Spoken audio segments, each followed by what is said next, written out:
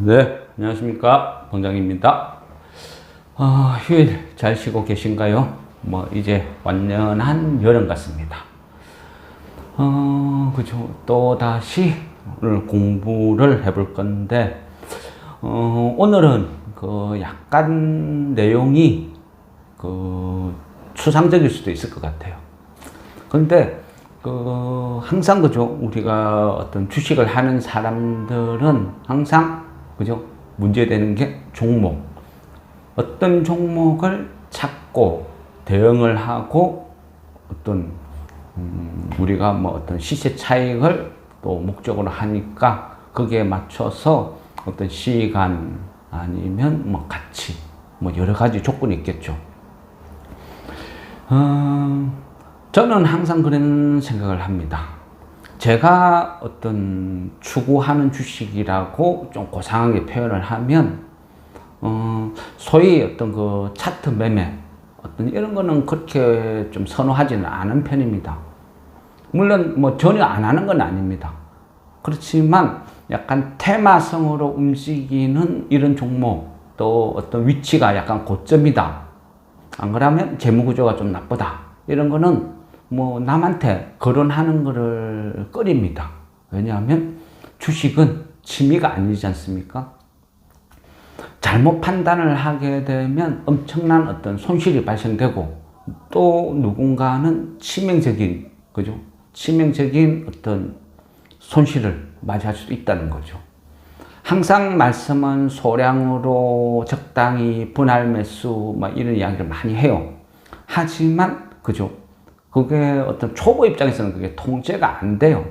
스스로가 통제가 안 되고 하다 보면 비중이 커지고 함정에 빠지는 것이죠. 그래서 어떤 종목을 알려주고 스스로가 조심해라 이렇게 하기보다는 차라리 그런 거는 말을 안 해주는 게 낫다. 저는 개인적으로 그렇게 생각하는 거죠. 그리고 어떤 종목을 접근을 할 때는 저는 항상 그렇게 생각합니다. 미래는 아무도 모른다. 주식의 영역도 결국은 미래다. 그죠? 그래서 주식의 어떤 상승을 장담을 할 수 있는 사람은 없다. 저는 그런 관점이라는 거죠. 그래서 가능하면 항상 같이 내가 지금 이 순간 물려도 그냥 들고 있으면 괜찮아. 좋은 회사야. 어떤 그런 관점으로 어떤 종목을 찾아내고 또 소개도 드리는 거죠. 제가 생각하는 주식은요, 즐기는 주식. 어떤 주식을 사놓고 하락을 해도 좀 두렵지 않은 어떤 그런 주식을 선호합니다. 떨어지면 추매하면 되지, 더 사면 되지. 지금도 싸다고 매수를 했는데 더 떨어진다고 왜? 뭐가 문제야? 약간 이런 관점. 그런 식으로 항상 접근을 합니다. 그러다 보니까 어떤 단기간에 어떤 상승, 급등 이런 거를 바라지는 않습니다. 항상 저는 어떤, 차트 하시는 분들은 추세 좋아하죠. 다 정배열. 근데 저는 그런 관점보다는요, 모든 어떤 추세선이 정배열이라는 거는 대부분 다 어느 정도 고점의 위치에 있는 거죠. 그러다 보니까 그거는 어떤 단기 매매는 맞을 줄 몰라도 저하고는 성향이 안 맞아요. 저는 항상 싼 주식을 싸게 사서 기다리는 거죠. 기다리고 세상이 열강하면 그냥 매도하는 겁니다. 어떤 그런 관점에서 접근을 하는 거죠. 그래서 항상 수량 조절 또 분할 매수. 최초의 매수 시기에는 항상 이 주식이 빠진다 전제를 깔고 출발을 해요. 물론 오를지 떨어질 줄은 몰라요. 어쩔 때는 1차 매수만 했는데 주식이 급등을 한다. 그러면 그게 어디야? 하고 그냥 매도하는 거죠. 더 왜 못 샀지? 더 많이 살 걸. 그런 아쉬움, 그런 거는 이제는 좀 없는 것 같아요. 주식을 올해 한 30년 이래 넘게 하다 보니까 이제는 마음 편한 주식, 그냥 주식을 즐길 수 있는 어떤 이런 어떤 느낌, 대응, 이런 식으로 한다는 겁니다. 오늘 공부할 거는요, 약간 추상적이고 어렵게 있죠. 그리고 물론 제 주관이 많이 깔려 있어요. 그러다 보니까 그런 관점에서 일단 이해를 하셔야 되고, 나는 이해 못하겠어. 공감 못해. 그러면 안 사시면 돼요. 뭐 관심도 안 가지시면 되고. 이 주식은요, 제가 이 주식을 관심을 가진 거는 생각보다 좀 오래됐어요. 그런데 어떤 주식을 공부를 하고 조사하고 관심을 갖되 적당한 때와 시기를 기다리는 편이거든요. 왜냐하면 세상이 바뀌어야 그 주식이 움직이는 각광을 받는 그런 주식도 많다는 거죠. 요즘이 그렇잖아요. 그죠?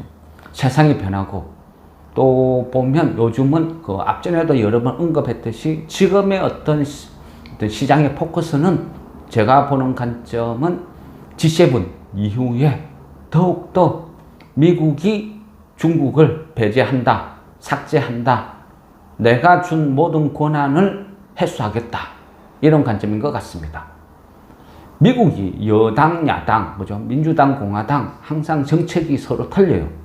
틀리지만 공통점은요, 미국이 위기일 때는 뭉친다, 이런 관점이거든요. 그러니까 트럼프도 그렇고 바이든도 그렇고 두 행정부가 공이 똑같이 공동적으로 하는 것은 중국 삭제, 이 부분에 대해서는 같이 간단 말이죠. 그래서 뭐 내년 대선이 뭐 민주당, 공화당 정권이 체인지 된다 해서 대중국에 대한 어떤 정책은 바뀔 것 같지는 않습니다. 그래서 그 중국을 삭제하는 과정에서 한국과 일본의 역할을 점점 커지고, 그러다 보니까 어떤 미국의 어떤 수혜로 일본이 잃어버린 30년을 지금 벗어나고 있죠. 반도체 관련 투자도 엄청나게 활발해지고, 그죠? 오히려 우리보다 지금 반도체 관련 비중이 더 커진 것 같습니다. 그런 관점에서 지금 제가 보는 거는 항상 자원, 이제는 자원이다. 왜? 중국을 삭제한다는 건요, 거대한 어떤 소비재를 생산하는 그런 어떤 역할도 있지만 중국이 갖고 있는 그 어마어마한 자원, 그 자원을 누군가가 대체를 해야 된다. 그래서 중국도 바보가 아니지 않습니까? 그러면 시간이 지나면 중국은 결국 자원을 무기화할 것이다. 그전에도 그죠? 히토류를 갖고 무기화한 사례가 여러 차례 있었잖아요. 그렇듯이 앞으로는 중국의 어떤 그런 압박, 자원에 대한 무기화는 점점점 더 심해질 것이다. 뭐 이래 봅니다. 그런 관점에서 이제 이 종목도 소개해 드리는데요. 예전에요, 그 경동 인베스트먼트라는 이런 회사를 한번 소개한 적이 있었어요. 그런데 하도 안 움직이고 힘들고 하니까 욕을 엄청나게 많이 먹은 종목이에요. 이외에는 어쨌든 뭐 티타늄 강산 뭐 그래서 급등을 했지만 얘도 비슷한 맥락인데요. 제목은 KCC 글라스. 보통 시가총액이 좀 큰 종목들은 약간 그죠? 설명을 잘 안 드려요. 왜냐하면 저 말고도 뭐 유튜브만 들어가도 그런 시가총액이 큰 종목들은 소개를 하고 영상을 찍은 분들이 넘쳐나거든요. 근데 뭐 굳이 뭐 저까지 뭐 그래 뭐 합류할 필요 있나? 그런 생각이 드니까 그런 거는 아예 잘 안 하는데, 얘 같은 경우는 그 시가총액이 7천억인데도 약간 품절주 성향을 띠고 있고 비인기 종목이에요. 그러다 보니까 뭐 약간 죄송합니다. 약간 어떤 좀 품절주 성격이란 거라면 시장의 비인기 종목이라는 거죠. 그래서 보는 사람은 그지는 없는 것 같아요. 그래서 제가 이제 한번 소개를 시켜드리겠습니다. KCC 글라스는 그 원래 그죠, 우리 잘 알죠. 그 KCC에서 분리됐습니다. KCC는 예전 이름은 그 금강고려화학, 거기에서 파생이 됐죠.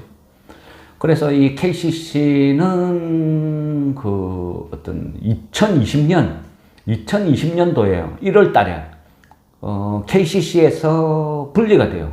회사가 이제 기업 분할을 하게 되는 거죠. 그래서 보통 보면 그 어떤 건축, 인테리어, 내장재 이쪽 부분이 분사가 되어서 따로 떨어져 나옵니다. 그리고 주로 그 건축용 유리 이런 것도 이제 주력으로 취급을 하죠. 그래서 이름도 뭐 KCC 글라스 이래 되죠. 처음에는 건축용 그 유리만 했는데, 그 다음에 어떤 인테리어 제품, 막 이런 식으로 했는데, 그 시간이 지나면서요, 조금, 약간 틀려졌는데, 2020년 12월에 코리아 오토 글라스라는 회사를 합병을 하게 됩니다. 그러면서 우리 자동차에 들어가는 그 안전유리 이 부분도 지금은 같이 취급을 하고 있어요. 그러다 보니까 어떤 덩치는 좀 커요. 매출액이 그죠 한 1조 4천억 이 정도 되고, 이익은 그죠 한 1,000억대 이 정도로 이익을 내고 있는 안정적인 회사입니다. 무엇보다 이 회사가 좀 괜찮은 거는요, 작년에 배당을 2,400원 주더라고요. 근데 시가 기준으로 따지면 한 5%, 한 내외 정도 된 것 같습니다. 그래서, 나름대로 좀 재미는 있더라고요. 그리고 그 이후에 주가 움직이면 큰 재미가 없으니까 계속 방치를 해두다가, 최근에 다시 이제는 좀 시기가 되었다. 그런 생각에 이 주식을 다시 추매를 해야 되겠다. 그런 생각이 들었어요. 그러면 이 시점에 왜 추매를 생각하느냐, 이 부분에 대해서 이제 설명을 드릴게요. 표면적으로 보면요, 1분기 실적이 되게 나빠요. 많이 안 좋아요. 그거는 상식적으로 보면, 그죠?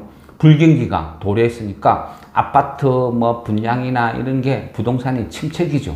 침체기다 보니까 어느 정도 실적이 안 좋을 거다. 이런 건 감안을 해야 될 것 같아요. 단순하게 보면 그런데요. 보통 보면 제가 주식을 하다 보면 모든 게 다 공부고 또 배움이거든요. 그래서 저도 어떤 집이 어쩌다 보니까 어떤 재개발 이쪽으로 진행이 되고 있어요.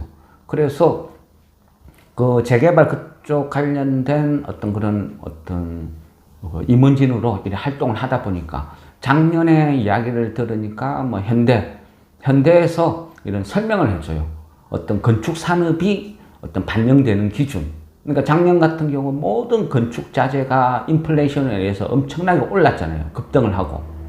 그런 상황인데, 보통 보면 이 건설 업계는 주택 공급 계약을 맺게 되면 보통 한 2년 정도 시차가 있다고 설명을 해줍니다. 평균 2년 정도.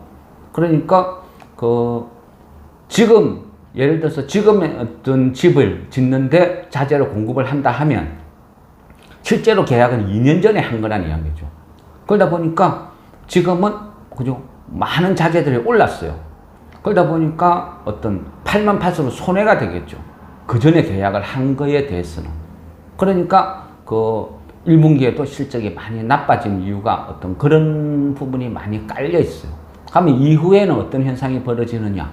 그러면 인플레이션이 발생한 만큼 모든 자재비나 이런 것들이 다 상승을 하겠죠. 상승을 하면 그 이후에 가격이 반영이 되고, 그 가격 반영 부분은 시차를 두고 천천히 반영이 되는 거죠. 근데 그 사이에 인플레이션이 좀 꺾이고 원자재 가격이 많이 떨어지면 이 회사들은 자연스럽게 소비재 업종은 추가로 막 돈을 더 벌게 되는 거죠. 우리가 밀가루 가격이 급등을 한다고 인플레이션이라고 모든 식품 회사들이 라면 가격을 많이 올렸어요. 그리고 가격을 반영을 했는데 이후에 밀 가격이 조금씩 떨어졌다.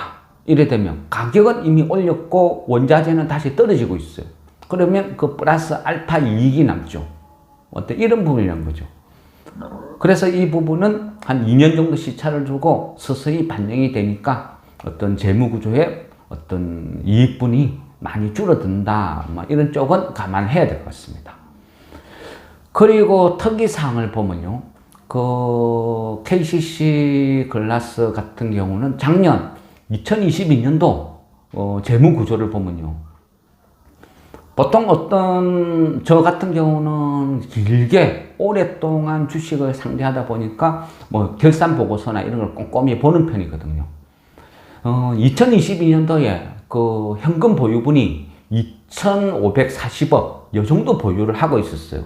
그런데 올 초 1분기에 보니까 불과 한 3개월 사이에 한 1,700 20억 정도가 확 줄어들었어요.